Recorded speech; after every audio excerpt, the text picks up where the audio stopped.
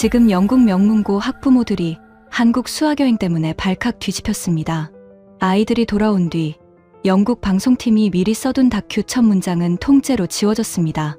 이유는 궁궐도 K-팝도 화려한 관광지도 아니었습니다. 한국 학교 급식실에서 받은 식판 하나 때문이었죠. 처음 어른들은 비웃었습니다. 밤까지 공부시키는 나라에서 배울 게 뭐가 있느냐고. 방송팀도 이미 결론을 정해두었습니다.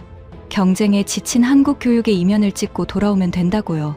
그런데 서울의 한 급식실 앞에서 학생들의 발걸음이 멈췄습니다.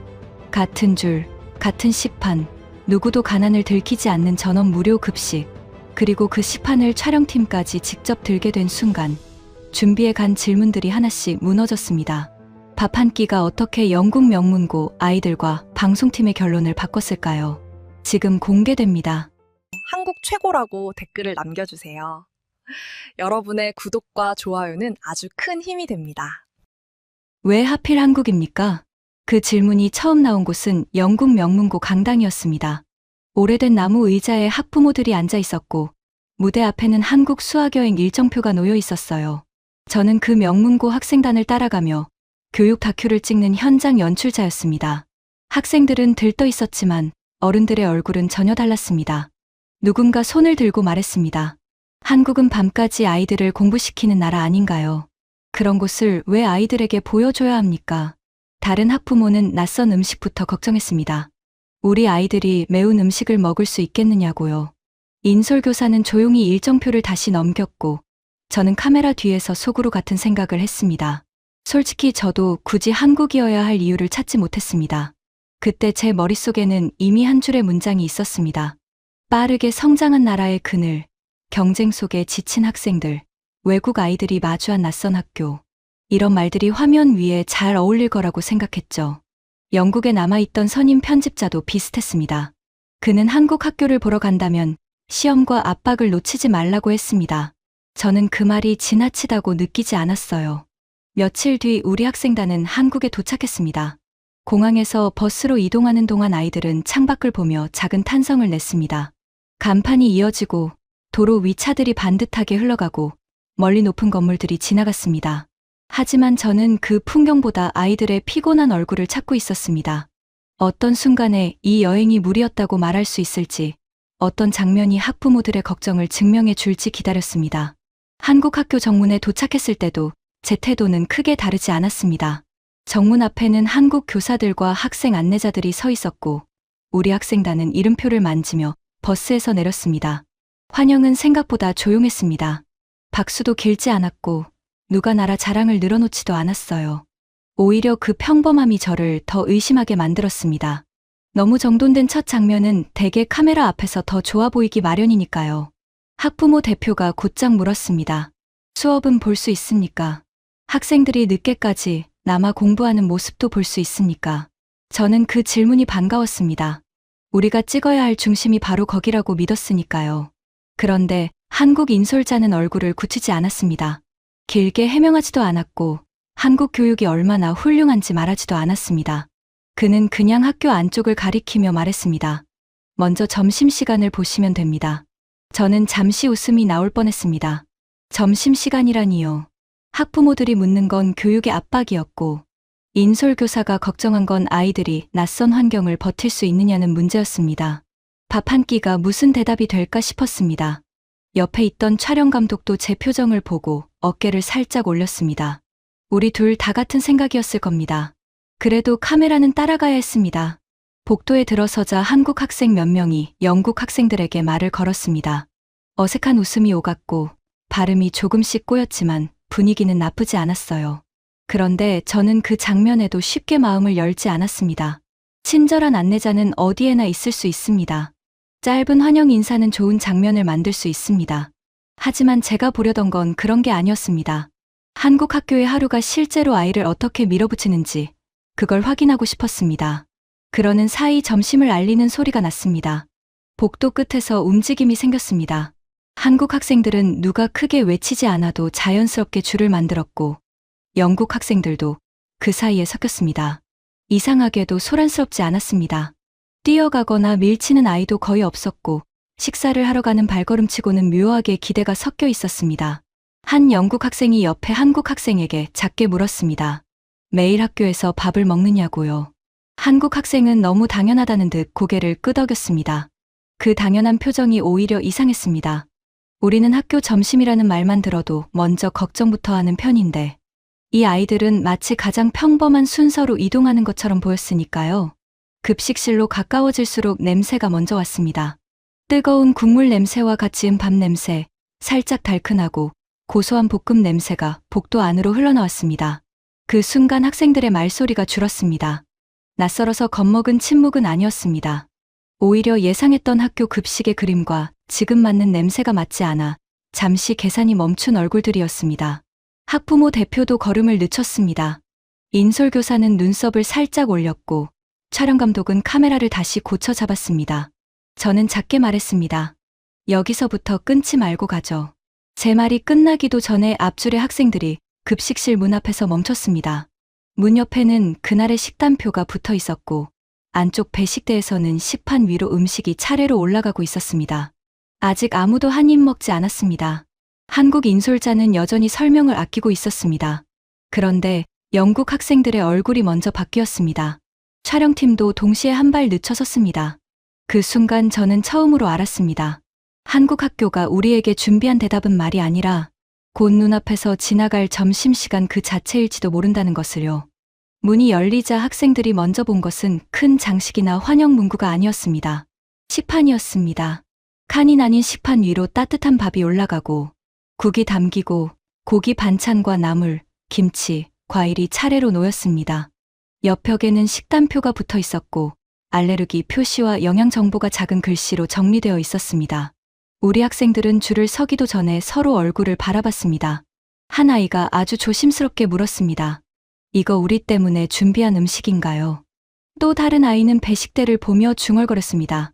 학교 점심이 이렇게 나온다고요. 그 목소리에는 불평이 아니라 믿기 어렵다는 웃음이 섞여 있었습니다. 저는 그 반응을 이해했습니다. 제가 영국 사람이라 더 잘 알죠. 우리는 학교 점심이라는 말을 들으면 맛보다 마음의 준비를 먼저 하는 편이니까요.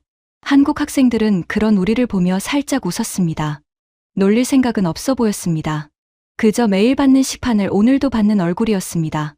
한 한국 학생은 영국 학생에게 김치는 조금만 받아도 괜찮다고 알려주었고 다른 학생은 국그릇을 어디에 놓는지 손짓으로 보여주었습니다. 손님을 모시는 특별한 의식이 아니라 옆자리 친구에게 식당 이용법을 알려주는 정도의 자연스러움이었습니다. 첫 숟갈은 가장 말이 많던 학생이 떴습니다. 런던 설명회 때부터 한국 음식이 너무 낯설면 어쩌느냐고 걱정하던 아이였습니다. 그 아이가 밥과 반찬을 조금씩 얹어 입에 넣었습니다. 그리고 씹던 얼굴이 그대로 멈췄습니다. 저는 순간 매워서 그런 줄 알고 카메라 쪽을 봤습니다. 그런데 아이가 물을 찾는 대신 웃음을 참았습니다. 이거 정말 학교 점심이에요? 그 말이 나오자 주변 학생들이 한꺼번에 식판을 내려다봤습니다. 한 아이는 국을 한 숟갈 떠보고 눈을 크게 떴고 다른 아이는 고기 반찬을 다시 집어 들었습니다. 누구는 김치를 아주 조금 먹고는 놀란 얼굴로 고개를 끄덕였습니다. 맵다는 말보다 먼저 나온 건 맛있다는 표정이었습니다. 화면으로는 다 담기지 않을 만큼 빠르게 얼굴들이 풀렸습니다. 그때 촬영 감독이 제 팔을 툭 쳤습니다. 우리도 먹어봐야 하는 것 아닙니까? 저는 처음에는 웃었습니다. 촬영 중에 제작진이 줄에 서는 일은 흔하지 않으니까요. 하지만 그는 진지했습니다. 학생들이 왜 저렇게 멈췄는지 카메라 뒤에서만 보면 알 수 없다고 했습니다. 결국 저와 촬영 감독, 조연출까지 줄끝에 섰습니다. 이상한 일은 거기서 벌어졌습니다. 우리에게 따로 접시를 내주지 않았습니다. 손님용 음식을 꺼내지도 않았습니다. 우리는 학생들과 같은 줄에서 같은 식판을 받았습니다. 배식하던 분은 우리에게도 똑같이 밥을 담고 국을 건네고 반찬을 올려주었습니다. 옆에 있던 한국 학생이 촬영 감독에게 웃으며 말했습니다. 그 반찬은 밥이랑 같이 먹으면 더 좋아요. 촬영 감독은 자리에 앉자마자 한 입을 먹었습니다. 그리고 카메라를 잡던 손으로 식판을 다시 봤습니다. 그 표정 때문에 제가 웃음을 참지 못했습니다. 그는 낮은 목소리로 말했습니다. 우리 학교 때 점심이 이렇게 나왔다면 저는 결석을 덜 했을지도 모릅니다. 조롱하려는 말이 아니었습니다. 영국 사람끼리라면 누구나 알아듣는 학교 점심에 대한 작은 자조였습니다. 그런데 그 농담이 한국 급식의 충격을 더 크게 만들었습니다. 촬영은 그 순간부터 달라졌습니다. 처음에는 배식대를 멀리서 찍으려 했습니다. 그런데 촬영 감독이 렌즈를 낮췄습니다. 식판 위 김이 올라오는 장면, 반찬을 나눠 받는 손, 영국 학생이 한국 학생을 따라 비벼 먹어보는 순간, 그리고 먹고 나서 저도 모르게 고개를 끄덕이는 얼굴을 가까이 잡았습니다. 제 수첩의 첫 줄도 바뀌었습니다. 낯선 음식 적응 문제가 아니라 예상보다 맛있는 학교 점심 앞에서 의심이 멈춘 순간이라고 적었습니다. 그제야 한국 영양사가 다가왔습니다. 그는 우리가 너무 많이 놀란 것이 재미있다는 듯 조용히 식단표를 보여주었습니다. 오늘만 준비한 특별식이 아니라 달마다 식단이 바뀌고 알레르기 표시가 붙고 필요한 학생은 대체 반찬을 안내받는다고 했습니다. 밥과 국, 단백질 반찬, 채소 반찬, 과일이나 유제품이 균형을 이루도록 맞춘다고도 했습니다. 설명은 길지 않았지만 식판 위의 음식이 이미 그 설명을 뒷받침하고 있었습니다. 학부모 대표가 가장 민감한 질문을 꺼냈습니다. 그런데 누가 무료인지 따로 표시되나요? 돈을 내는 아이와 지원을 받는 아이가 다른 줄에 서나요? 한국 교사는 고개를 저었습니다. 이 학교에서는 전원이 같은 방식으로 먹는다고 했습니다. 아이들 앞에서 누가 어떤 형편인지 드러나지 않는다고요. 저는 그 말을 들으며 급식실을 다시 둘러봤습니다. 같은 줄, 같은 식판, 같은 식탁이었습니다. 누구도 설명표처럼 구분되어 있지 않았습니다. 그날 그 급식실에서 본 장면만큼은 피할 수 없었습니다. 맛이 먼저 우리를 멈췄고 그 다음에 방식이 우리를 더 오래 붙잡았습니다. 맛있는 한 끼가 놀라웠고 그 한 끼가 모든 학생에게 같은 얼굴로 도착한다는 사실은 더 놀라웠습니다. 식사가 끝날 무렵 저는 학부모들에게 보낼 중간 보고서 문장을 열었습니다. 처음 적어둔 문장은 이랬습니다. 한국 학교 급식은 낯선 음식 적응 문제가 예상됩니다. 저는 그 문장을 지웠습니다. 그리고 새로 적었습니다. 한국 학교의 첫 점심은 우리 아이들을 당황하게 했습니다. 낯설어서가 아니라 너무 맛있고 너무 자연스럽게 모두의 식판에 놓였기 때문입니다. 점심을 먹고 나서도 저는 마음을 완전히 바꾸지 못했습니다. 급식실에서 본 장면은 분명 강했습니다. 학생들이 한 입을 먹고 멈췄고 촬영 감독까지 같은 줄에 서서 식판을 받았습니다. 하지만 저는 아직도 한국 학교의 진짜 얼굴은 책상 앞에서 나올 거라고 생각했습니다. 맛있는 점심은 좋은 출발일 수 있어도 시험지와 압박적인 교실을 대신할 수는 없다고 믿었죠. 복도를 빠져나오며 저는 촬영 감독에게 교실 쪽 렌즈를 준비하라고 말했습니다. 점심으로 풀어진 얼굴이 다시 책상 앞에서 굳는 순간을 잡아야 한다고 생각했습니다. 그때 선임 편집자에게서 짧은 메모가 왔습니다. 교육 압박이 보이는 교실 컷을 꼭 확보하라는 내용이었습니다. 저는 그 문장을 보고 오히려 안심했습니다. 나 혼자만 의심하는 게 아니구나 싶었으니까요. 그런데 한국 인솔자는 교실로 향하지 않았습니다. 그는 제 손에 들린 일정표를 보더니 점심 다음 순서를 손가락으로 짚었습니다. 거기에는 현장 체험 학습이라고 적혀 있었습니다. 저는 잠시 잘못 본 줄 알았습니다. 밥을 먹고 나서 바로 밖으로 나간다고요. 한 영국 학생도 제 표정을 보더니 옆에 한국 학생에게 물었습니다. 이게 수업인가요? 소풍인가요? 한국 학생들은 웃었지만 누군가를 놀리는 웃음은 아니었습니다. 한 학생이 가방에서 접힌 활동지를 꺼내 보였습니다. 오늘은 그냥 걷는 날이 아니라 조별로 확인해야 할 것이 많다고 했습니다. 활동지에는 빈칸만 있는 게 아니었습니다. 안내판에서 찾아야 할 단서, 해설사에게 물어볼 질문, 현장에서 비교해 적을 내용, 조별 기록을 모아 마지막에 판단을 쓰는 칸이 이어져 있었습니다. 한국 교사는 출발 전에 짧게 말했습니다. 빨리 빈칸을 채우는 것이 중요한 게 아니라 현장에서 본 근거를 가지고 돌아와 서로 설명할 수 있어야 한다고요. 그 말도 제가 예상한 교실의 압박과는 달랐습니다. 정답을 빨리 맞히라고 몰아붙이는 말이 아니라 눈앞의 것을 놓치지 말라는 당부처럼 들렸습니다. 영국 학생들은 그때까지도 반쯤은 소풍 기분이었지만 한국 학생들이 활동지를 접지 않고 손에 들고 있는 모습을 보며 조금씩 자세를 바꾸기 시작했습니다. 버스에 오르는 순간에도 저는 아직 관광 화면을 예상했습니다. 예쁜 거리, 오래된 건물, 웃는 학생들. 그런 장면은 보기 좋지만 우리가 찾던 교육의 대답은 아니라고 생각했습니다. 그런데 첫 장소에 도착하자 분위기가 달라졌습니다. 한국 학생들은 입구에서 흩어지지 않았습니다. 조장이 활동지 첫 질문을 읽었고 다른 학생은 안내판 앞에 서서 문장을 소리내어 확인했습니다. 영국 학생들은 처음엔 사진을 찍으려 했습니다. 그러다 한국 학생 한 명이 손짓했습니다.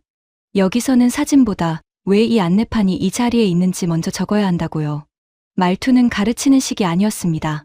같이 과제를 놓치지 않으려는 친구의 말에 가까웠습니다. 영국 학생은 휴대폰을 내려놓고 다시 안내판을 읽었습니다. 그리고 해설사에게 왜 오래된 길을 새 건물 옆에 남겨두었는지 물었습니다. 저는 그 질문을 놓쳤습니다. 지친 얼굴을 찾으려고 뒤쪽을 보고 있었기 때문입니다. 촬영 감독도 급히 카메라를 돌렸습니다. 우리가 예상한 건 학생들이 오래 걸어서 집중력을 잃는 장면이었는데 실제로는 질문이 너무 빨리 나와서 따라잡기 어려웠습니다. 한 조는 전시장 앞에 설명문을 두고 서로 다른 답을 적었다가 다시 현장 직원에게 확인했고, 다른 조는 지도 위에 이동 동선을 표시하며 왜 이 장소가 교과서의 문장으로만 남지 않는지 토론했습니다. 영국 인솔교사는 처음에는 아이들이 금방 지칠까봐 걱정하는 눈치였습니다. 그런데 시간이 지나도 아이들은 뒤처지지 않았습니다. 오히려 한국 학생들이 멈춰서면 영국 학생들도 같이 멈췄고, 안내판을 읽다가 모르는 부분이 나오면 바로 옆 사람에게 물었습니다. 한 학생은 해설사의 설명이 끝나자마자 방금 말한 내용을 활동지에 그대로 적어도 되느냐고 물었습니다. 한국 학생은 고개를 저으며 들은 말을 그대로 옮기는 것보다 우리가 왜 놀랐는지를 같이 적자고 했습니다. 그 말에 영국 학생은 다시 연필을 들었습니다. 가장 인상적인 순간은 학생들이 지루해하지 않았다는 점입니다. 오히려 재미있어서 더 묻고 있었습니다. 처음에 소풍이냐고 묻던 영국 학생은 활동지 아래쪽 빈 공간에 새 질문을 적고 싶다고 했습니다. 왜 어떤 도시는 오래된 것을 없애지 않고 사람들 생활 속에 남겨두느냐는 질문이었습니다. 한국 학생은 그 질문을 보고 고개를 끄덕이며 이어질 동선에서 비교해보자고 했습니다. 그때 저는 카메라가 아이들의 얼굴만이 아니라 손끝을 찍어야 한다고 느꼈습니다. 활동지 위에 새 질문이 생기고 안내판 앞에서 고개가 다시 들리고 해설사의 대답을 놓치지 않으려고 수첩을 펼치는 손. 그 장면들이 제가 준비한 압박적인 교실보다 훨씬 생생했습니다. 교실 밖이라고 해서 수업이 흐려진 것이 아니었습니다. 오히려 아이들은 현장에서 답을 붙잡기 위해 더 바빠졌습니다. 돌아오는 길에 저는 촬영표를 다시 꺼냈습니다. 앞쪽에는 시험지와 압박적인 교실이라고 적혀 있었습니다. 저는 그 줄을 한참 보다가 뒤쪽으로 밀었습니다. 그리고 그 위에 현장 체험 학습, 활동지, 안내판, 해설사 질문, 조별 기록이라고 새로 적었습니다. 자존심이 상하지 않았다면 거짓말입니다. 하지만 현장은 제 의심보다 빨랐습니다. 우리는 교실에 침묵을 찍으러 왔지만 그날 카메라는 밖에서 더 크게 배우는 학생들을 따라가고 있었습니다. 현장 체험 학습의 다음 동선은 역사 전시 공간으로 이어졌습니다. 버스에서 내리기 전 조연출이 제 옆으로 다가와 낮게 말했습니다. 급식 장면은 좋지만 너무 반듯해서 복지 홍보처럼 보일 수 있습니다. 한국이 보여주고 싶은 장면만 골라 보여준 것처럼 보이면 곤란하다는 뜻이었습니다. 저도 그 말을 부정하지 못했습니다.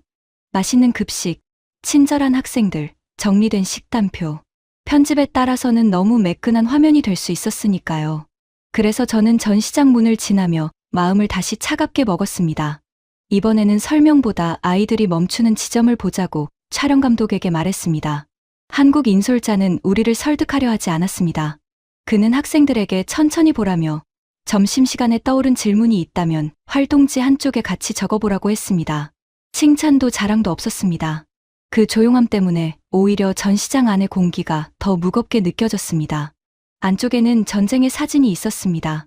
피란 길에 오른 가족들, 천막처럼 만든 임시 교실, 낡은 책가방과 찌그러진 도시락, 무너진 건물 옆에서 다시 수업을 시작한 아이들의 기록이 이어졌습니다. 가난과 재건의 흔적은 유리장 안에만 갇혀 있지 않았습니다. 벽면의 사진 속 아이들은 너무 작았고, 책상은 너무 낮았고, 도시락통은 이상할 만큼 가벼워 보였습니다. 한쪽에는 오래된 교실을 재현한 공간이 있었습니다. 나무 책상 위에는 다른 공책과 짧아진 연필이 놓여 있었고, 벽에는 피란 중에도 수업을 이어갔다는 설명이 붙어 있었습니다. 저는 그 앞에서도 처음에는 좋은 전시 구성이라고만 생각했습니다. 하지만 학생들은 그렇게 빨리 지나가지 않았습니다. 한 영국 학생이 도시락통을 가리키며 저 안에 매일 무엇이 들어 있었느냐고 물었고, 한국 학생은 대답하기 전에 안내문을 다시 읽었습니다. 늘 충분하지 않았다는 문장을 찾은 뒤에야 그는 조용히 고개를 들었습니다. 영국 학생들은 처음엔 말을 아꼈습니다. 급식실에서 장난스럽게 웃던 아이들도 여기서는 발걸음을 늦췄습니다. 한 학생은 낡은 책가방 앞에서 오래 서 있었고, 다른 학생은 임시 교실 사진을 보며 활동지에 아무것도 쓰지 못했습니다. 그러다 점심시간에 가장 먼저 학교 급식이 정말 맞느냐고 물었던 학생이 손을 들었습니다. 그는 전시 설명을 다시 읽고 한국 교사를 바라보며 조심스럽게 말했습니다. 이렇게 힘든 시간을 겪은 나라가 어떻게 지금은 모든 학생에게 이런 급식을 주나요? 그 질문이 나온 순간 제 머릿속에는 점심의 맛보다 줄이 먼저 떠올랐습니다. 뜨거운 국과 반찬도 기억났지만 더 선명한 것은 같은 줄이었습니다. 누구도 따로 불리지 않았고 누구의 형편도 식판 앞에서 드러나지 않았습니다. 조금 전까지만 해도 저는 그 장면을 운영이 잘 된 급식으로만 보았습니다. 그런데 전쟁과 피란, 가난의 기록 앞에서는 같은 줄과 구분되지 않는 식탁이 전혀 다른 크기로 보였습니다. 한국 교사는 오래 말하지 않았습니다. 그는 배고픔이 공부보다 먼저 오는 시절이 있었고, 도시락을 못 가져오는 일이 아이에게는 오래 남는 부끄러움이 되기도 했다고 했습니다. 그래서 아이 밥은 특별한 행사가 아니라 평범한 일상처럼 도착해야 한다고 말했습니다. 그 말에는 한국이 대단하다는 연설이 없었습니다. 오히려 배고픔과 부끄러움의 기억 때문에 다음 아이 앞에서는 그런 표시가 남지 않아야 한다는 조용한 다짐에 가까웠습니다. 그 대답 뒤에 한국 교사는 더 설명하지 않았습니다. 대신 학생들에게 다시 전시물을 보게 했습니다. 저는 그 절제가 좋았습니다. 만약 그가 긴 자랑을 시작했다면 우리는 다시 의심했을 겁니다. 그러나 그는 과거의 배고픔을 큰 구호로 바꾸지 않았습니다. 아이가 점심시간에 줄 앞에서 작아지지 않게 하는 일, 그 정도의 문장으로만 남겼습니다. 그래서 오히려 방금 먹은 식판이 더 또렷해졌습니다. 저는 다시 급식실을 떠올렸습니다. 맛은 분명했습니다. 그 충격을 지우고 싶지 않았습니다. 아이들이 국을 다시 떠먹고 촬영 감독이 식판을 내려다보며 웃음을 참던 순간은 그대로 살아있어야 했습니다. 다만 이제 그 맛은 더 깊은 곳으로 내려갔습니다. 맛있는 한 끼가 아이를 기쁘게 한 장면에서 끝나는 것이 아니라 누구도 부끄럽게 만들지 않는 방식으로 이어지고 있었습니다. 촬영 감독도 처음과 달라졌습니다. 그는 급식실 장면을 음식 반응으로만 쓰면 충분하다고 생각했지만 이제는 전시장 사진과 식판을 나란히 붙여야 한다고 말했습니다. 저는 고개를 끄덕였습니다. 맛이 약해진 것이 아니었습니다. 오히려 맛있어서 먼저 열린 장면이 역사 공간을 지나며 더 멀리 이어진 것이었습니다. 학생들이 잘 먹었다는 반응만으로는 이제 부족했습니다. 왜 그 밥이 모두에게 같은 얼굴로 도착해야 하는지까지 화면이 따라가야 했습니다. 학생 인터뷰도 달라졌습니다. 전시장을 나오며 제가 급식이 어땠느냐고 묻자 한 영국 학생은 처음엔 그냥 맛있었다고 말하려 했다고 했습니다. 그러다 그는 잠시 멈췄습니다. 그리고 손에 들고 있던 활동지를 보며 대답을 고쳤습니다. 지금 더 기억나는 건 아무도 따로 불리지 않았던 줄이라고요. 맛있어서 놀랐는데 나중에는 그 줄이 더 오래 남았다고 했습니다. 조연출도 그 대답을 듣고 아무 말 없이 수첩을 넘겼습니다. 아까 적어둔 복지 홍보처럼 보일 수 있음이라는 문장이 보였습니다. 저는 그 옆에 새 판단을 덧붙였습니다. 역사 공간을 지난 뒤 급식은 홍보 화면이 아니라 세대의 기억을 아이의 일상으로 바꾼 장면으로 보인다고요. 그리고 마지막 줄에 이렇게 적었습니다. 식판의 맛이 문을 열었고 같은 줄과 구분되지 않는 식탁이 그 의미를 끝까지 붙잡았다. 역사 전시 공간을 나온 뒤에도 학생들은 쉽게 떠들지 못했습니다. 조금 전까지 식판과 오래된 도시락 사이를 오가던 질문이 버스 안에 그대로 남아 있었죠. 저는 그 침묵을 나쁘게 보지 않았습니다. 그런데 버스가 다음 야외 동선으로 움직이기 시작하자 앞유리에 굵은 빗방울이 먼저 부딪혔습니다. 처음에는 지나가는 비라고 생각했습니다. 하지만 길 위의 색이 순식간에 짙어지고 학생들이 창문 쪽으로 고개를 돌리는 동안 빗줄기는 더 굵어졌습니다. 영국 인솔교사는 일정표를 접으며 저를 바라봤습니다. 이제 버스 안에서 기다리거나 다음 일정을 포기하거나 아이들에게 조용히 대기하라고 말해야 할 순간처럼 보였습니다. 촬영팀도 비닐 덮개를 찾고 있었고 저는 속으로 생각했습니다. 드디어 하루가 흔들리는 장면이 왔구나. 선임 편집자에게서도 곧 연락이 왔습니다. 예상 밖 상황에서 한국 일정이 얼마나 빡빡하게 무너지는지 놓치지 말라는 내용이었습니다. 저는 촬영 감독에게 학생들의 얼굴과 젖은 창문을 같이 잡아달라고 했습니다. 버스 대기, 일정 실패, 인솔자들의 지침, 실망한 학생들. 우리가 처음부터 찾던 균열이 이런 식으로 나올 수도 있다고 생각했습니다. 그런데 한국 인솔자는 허둥대지 않았습니다. 그는 자리에서 일어나 큰 소리로 변명을 하지도 않았습니다. 휴대폰을 꺼내 근처 공공도서관과 복합문화공간을 확인하더니 화면을 확대해 예약 가능 시간과 대기 상태, 남은 좌석을 차례로 보았습니다. 옆에 한국 교사는 학생들의 활동지를 걷지 않고 비가 그칠 때까지 이어서 할 수 있는 자료 과제를 표시했습니다. 잠시 뒤 인솔자는 기사님에게 새 목적지를 말했고 학생들에게는 짧게 알렸습니다. 야외 일정은 뒤로 미루고 먼저 근처 공공공간에서 이어가겠습니다. 저는 그 말을 듣고도 아직 의심했습니다. 비를 피할 건물을 찾는 일과 하루를 회복하는 일은 다르니까요. 하지만 건물 입구에 도착하자마자 카메라는 다시 방향을 잃었습니다. 문 앞에는 큰 디지털 안내판이 있었고 오늘의 전시와 프로그램 시간, 빈 좌석, 대기 번호, 층별 동선이 한 화면에 정리되어 있었습니다. 바로 옆 무인 안내 기계에서는 한국 학생이 손가락으로 층을 눌러 자료실 위치와 조별 이용 가능한 공간을 확인했습니다. 영국 학생들은 우산을 접기도 전에 화면 앞으로 모였습니다. 한 학생은 한국 학생의 휴대폰을 들여다보며 모바일 예약 완료 표시와 대기 순서를 확인했습니다. 다른 학생은 안내판에 뜬 실시간 좌석과 혼잡도를 보고 조원들을 둘로 나누었습니다. 지금 바로 들어갈 수 있는 공간에는 자료 조사 조각하고 대기가 필요한 공간은 조금 뒤에 이동하자는 시기였습니다. 버스 안에서 기다리라는 지시를 예상하던 아이들이 어느새 자기 손으로 시간을 다시 나누고 있었습니다. 안쪽으로 들어가자 비 때문에 비어버릴 뻔한 시간이 더 이상 빈칸처럼 보이지 않았습니다. 학생들은 전자자료 검색대 앞에서 역사 전시와 연결되는 신문 자료를 찾았고 화면에 나온 위치 번호를 따라 서가로 움직였습니다. 필요한 책은 무인 대출 기기에서 직접 확인했고 이미 반납된 자료는 무인 반납함 옆 화면에서 다시 검색했습니다. 충전 좌석에 앉은 학생은 젖은 가방에서 충전선을 꺼내 휴대폰을 꽂았고 옆자리 학생은 무료 와이파이에 접속해 활동지 사진을 조원에게 보냈습니다. 저는 그때까지도 시설을 찍는다고 생각하고 싶지 않았습니다. 반짝이는 기계를 길게 나열하는 화면은 재미가 없으니까요. 그런데 카메라 안에서 중요한 것은 기계가 아니라 학생들의 동작이었습니다. 손에 든 화면을 확인하고 번호를 보고 자리를 찾아 앉고 자료를 검색하고 다시 조원에게 알려주는 손짓. 비가 만든 공백이 그 동작들 사이에서 조금씩 메워지고 있었습니다. 화장실을 다녀온 영국 학생 한 명은 돌아오자마자 작게 감탄했습니다. 공공시설인데 이렇게 깨끗하냐고요. 곧이어 창가 안내판에는 비가 약해지는 시간과 주변 교통 정보가 함께 떴습니다. 버스 도착 정보까지 표시되자 영국 인솔교사는 믿기 어렵다는 듯 화면을 한참 보았습니다.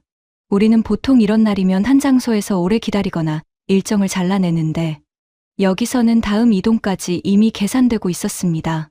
가장 놀라운 것은 그 공간이 외국 학생단을 위해 마련된 무대처럼 보이지 않았다는 점입니다.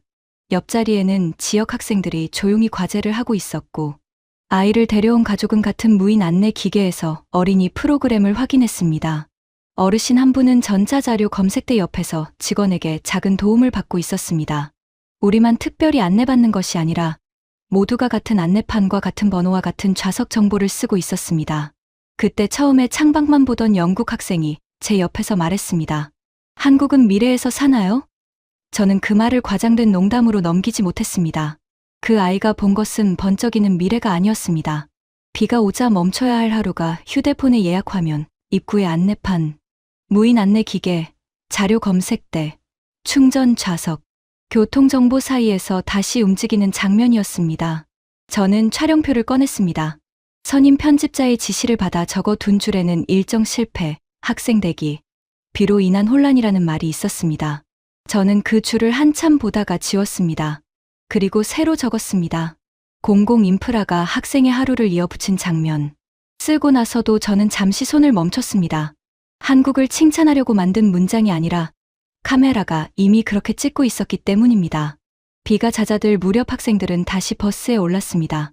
활동지는 젖지 않았고 질문은 끊기지 않았고 다음 이동 시간도 이미 안내판에서 확인된 뒤였습니다. 저는 창밖에 젖은 도로를 보며 인정할 수밖에 없었습니다. 우리가 찍으려던 것은 비 때문에 무너진 일정이었지만 화면에 남은 것은 비가 와도 아이들의 하루가 버려지지 않도록 조용히 움직인 공공의 손길이었습니다. 그날 저녁 숙소로 돌아가는 길에 버스가 다시 학교 주변을 지났습니다. 낮에는 급식실과 활동지와 비를 피한 공공공간 때문에 제 촬영표가 여러 번 바뀌었지만 밤에 교문 앞에서는 마음이 다시 단단해졌습니다. 불 켜진 창문과 늦게 나오는 학생들. 솔직히 말하면 저는 바로 그 장면이 한국 교육 압박의 증거가 될 수 있다고 생각했습니다. 촬영 감독에게도 같은 말을 했습니다. 밝은 교실 창문과 어두운 도로를 한 화면에 잡아달라고요. 학생들이 피곤한 얼굴로 나오고 우리는 그것을 런던의 학부모들에게 보여줄 수 있을 거라고 예상했습니다. 낮에 좋은 장면들이 아무리 강해도 밤늦게까지 아이가 학교에 남아있다면 질문은 다시 차가워질 수밖에 없었습니다. 그때 영국 인솔 교사가 제 옆자리에서 물었습니다. 이 시간에 끝나면 아이들은 어떻게 돌아가나요? 거의 동시에 학부모 대표에게서도 연락이 왔습니다. 밤에 학교 주변을 나서는 아이들을 누가 확인하느냐는 질문이었습니다. 저는 그 질문이 정당하다고 느꼈습니다. 그래서 카메라를 내리지 않았습니다. 다만 늦게 공부하는 장면을 자랑처럼 찍을 생각도 없었습니다. 우리가 확인해야 할 것은 그 시간이 끝난 뒤 길 위에서 무슨 일이 일어나는가였습니다. 교문 앞에는 흰 불빛이 고르게 퍼져 있었습니다. 학생들이 한꺼번에 쏟아져 나오지는 않았습니다. 몇 명씩 방향이 비슷한 친구들끼리 모여 나왔고 학교 관계자로 보이는 어른이 입구 옆에서 학생들의 얼굴과 연락 여부를 확인하고 있었습니다. 한 학생은 휴대폰 화면을 들어 보이며 고개를 끄덕였고 다른 학생은 친구와 함께 정류장 쪽으로 걸어갔습니다. 저는 처음에 지친 얼굴만 찾고 있었습니다. 그런데 화면 안에는 얼굴보다 먼저 물건들이 들어왔습니다. 정류장 전광판에는 버스 도착 정보가 떠 있었고 지하철 방향을 알려주는 표지판에는 마지막 이동 동선이 선명했습니다. 길 건너편 편의점과 가게 불빛은 꺼지지 않았고 횡단보도 앞에서는 친구 둘이 서로의 가방끈을 잡아주며 신호를 기다렸습니다. 인솔 교사의 휴대폰에는 우리 학생단의 숙소 도착 확인 알림이 올라왔고 한국 교사의 화면에도 보호자와 주고받은 짧은 확인 문장이 보였습니다. 영국 학생 한 명이 그 장면을 보다가 조용히 물었습니다. 늦게 끝나면 혼자 흩어지는 건가요? 그 질문을 듣는 순간 저는 카메라가 찾던 답이 조금 빗나가고 있다는 것을 느꼈습니다. 우리가 잡으려 한 것은 압박의 표정이었지만 화면은 교문에서 정류장까지 이어지는 동선과 확인을 따라가고 있었습니다. 한국 교사는 늦은 공부가 힘들지 않다고 말하지 않았습니다. 오히려 피곤한 날이 있고 학생마다 집으로 돌아가는 방식도 다르다고 했습니다. 그러고는 교문 옆에서 마지막까지 남아있던 학생들을 가리켰습니다. 방향이 같은 친구끼리 같이 나가고 버스나 지하철 시간을 확인하고 보호자에게 도착 연락을 보내며 멀리 가야 하는 학생은 따로 살핀다고 했습니다. 설명은 짧았지만 화면 속 행동과 맞물려 있었습니다. 그 말이 길 위의 장면과 따로 놀지 않는다는 점이 중요했습니다. 모든 곳이 같다고 말하려는 것은 아니지만 그날 우리가 본 학교 주변에서는 길이 완전히 끊겨 있지 않았습니다. 그 뒤로 카메라는 결론을 서두르지 않고 동선을 따라갔습니다. 늦게 끝난 아이들이 어둠 속으로 그냥 풀려나가는 것이 아니라 교문 불빛과 정류장 정보와 친구의 발걸음과 확인 연락 사이를 지나 집으로 향하고 있다는 사실이었습니다. 카메라는 다시 교문 쪽으로 돌아갔습니다. 학교 관계자는 마지막 학생 무리를 확인한 뒤 안쪽으로 들어갔고 정류장에 선 학생들은 버스가 가까워지는 표시를 보며 가방을 고쳐맸습니다. 정류장 쪽 바닥에는 젖은 발자국이 이어졌습니다. 편의점 문이 열리자 안쪽 불빛이 잠깐 도로 위로 번졌고 한 학생은 휴대폰에 도착 예정 시간을 적어 보내고는 친구에게 화면을 보여주었습니다. 그 장면들은 큰 구호가 아니었지만 이상하게 오래 남았습니다. 저는 버스 안으로 돌아와 학부모에게 보낼 질문지를 열었습니다. 원래 적어둔 문장은 또렷했습니다. 한국 학생들은 밤까지 붙잡혀 있습니까? 그 질문은 사라져도 되는 질문이 아니었습니다. 늦은 시간 자체가 아이들에게 무게가 되는 건 분명했으니까요. 하지만 그날 밤 우리가 본 것을 담기에는 너무 좁았습니다. 저는 그 옆에 새 질문을 적었습니다. 그 시간이 끝난 뒤 아이들은 어떻게 집으로 돌아갑니까? 문장을 바꾸고 나서 마음이 가벼워진 것은 아니었습니다. 오히려 더 조심스러워졌습니다. 제가 처음 들고 온 카메라는 밤을 압박의 증거로만 찍으려 했지만 교문 앞에는 피곤함과 함께 길을 끊기지 않게 붙잡는 장면들이 같이 있었기 때문입니다. 숙소에 도착한 뒤에도 저는 편집용 화면을 다시 돌려보았습니다.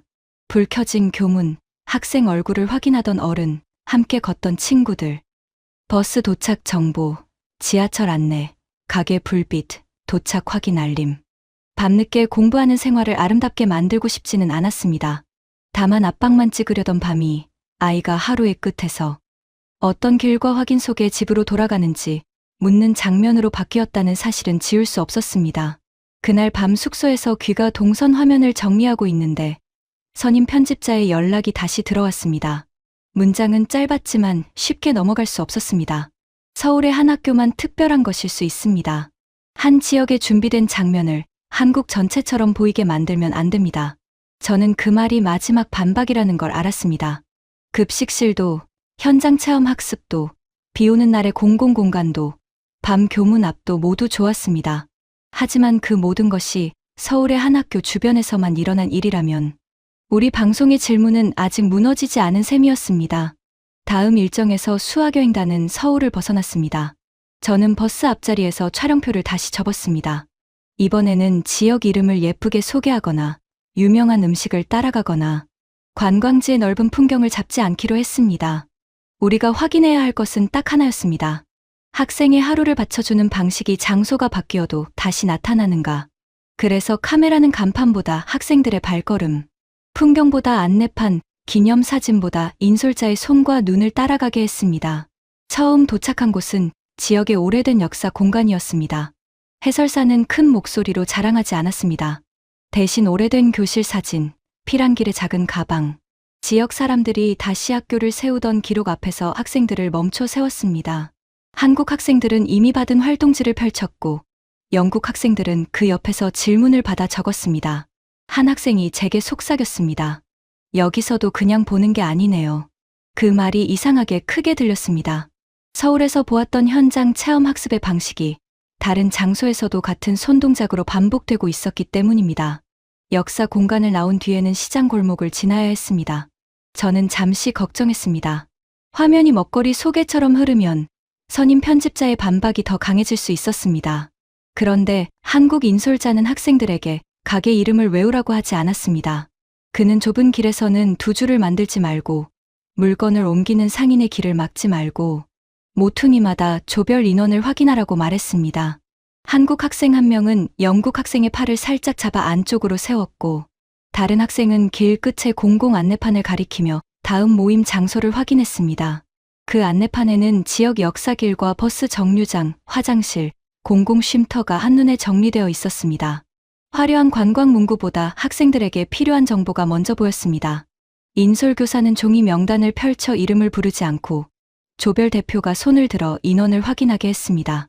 빠진 학생이 없다는 신호가 오가자 버스 기사와 한국 교사는 다음 이동 시간을 맞췄습니다. 저는 카메라를 시장 음식이 아니라 그 짧은 확인의 흐름에 붙였습니다. 아이들이 한 지역을 지나가는 동안 누가 어디에 있는지 놓치지 않으려는 손길이 화면에 남았습니다. 영국 학생들의 말도 달라졌습니다.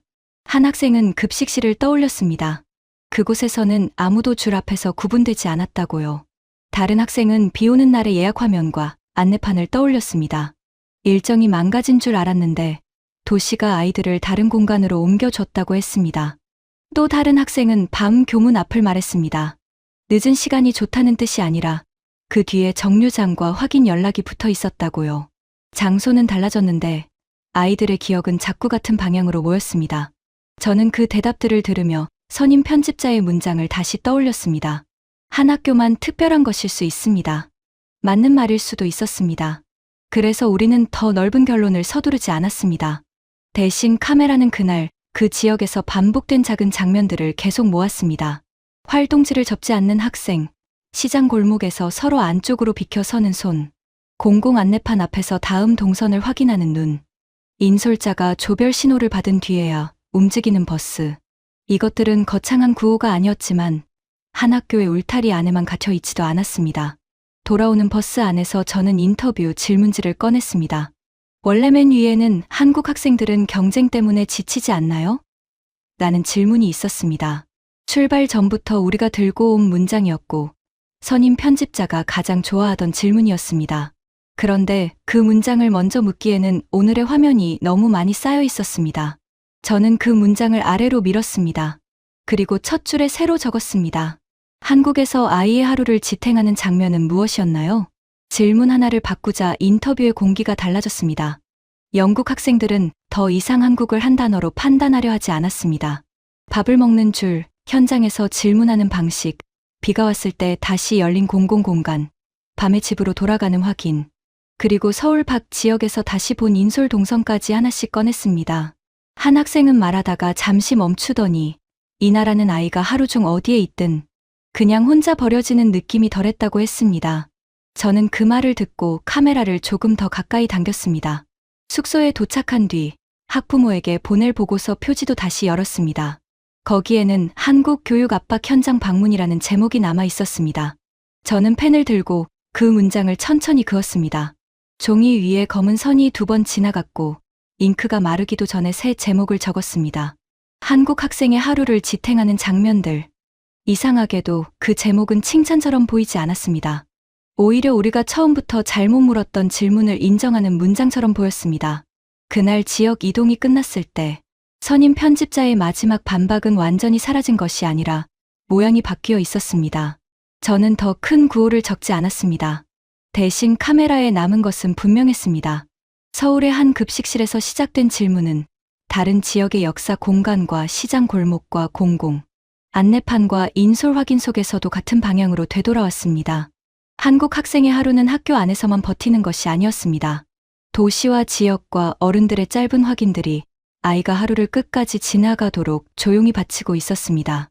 영국으로 돌아온 뒤 편집실 공기는 처음보다 더 차가웠습니다. 현장에서 쌓아온 화면이 많아질수록 선임 편집자는 오히려 더 조심스러워졌습니다.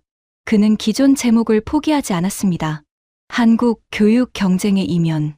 시험지와 밤 교문 앞 장면을 앞에 두면 충분하다고 했습니다. 급식과 공공공간과 지역 이동은 흥미로운 보조 장면으로 쓰면 된다고 했죠. 저는 그 말을 들으며 의자 등받이에 손을 얹었습니다. 우리가 한국에 가기 전이라면 저도 비슷하게 말했을지 모릅니다. 편집 화면의 맨 앞에는 이미 첫 문장이 올라가 있었습니다.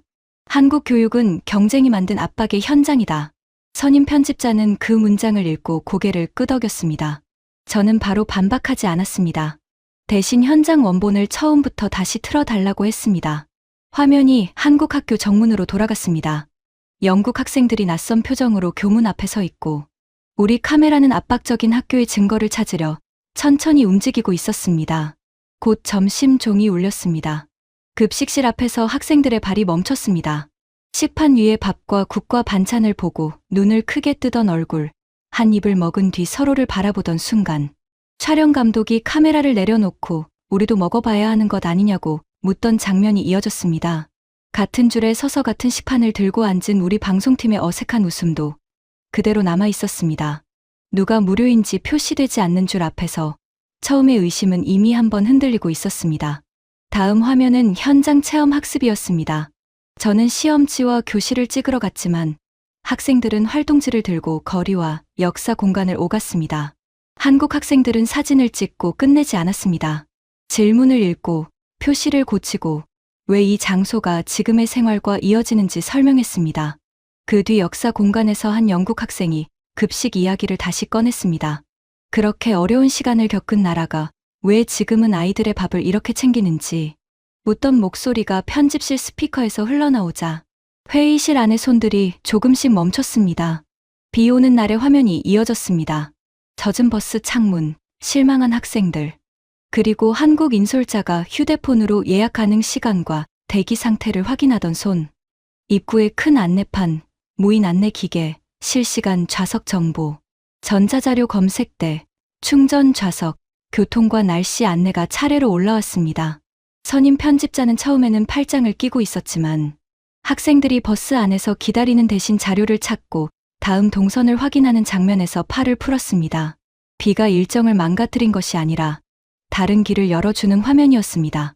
밤 교문 앞 장면에서는 회의실이 더 조용해졌습니다. 우리는 압박의 증거를 찍으려 했습니다. 늦게 나오는 학생들, 불 켜진 창문, 어두운 도로. 그런데 원본에는 그 뒤가 함께 찍혀 있었습니다. 교문 옆에서 학생들을 확인하던 어른, 친구끼리 정류장으로 걸어가는 발걸음, 버스 도착 정보, 지하철 방향 안내, 가게 불빛, 도착 확인 메시지. 늦은 시간이 사라진 것은 아니었습니다.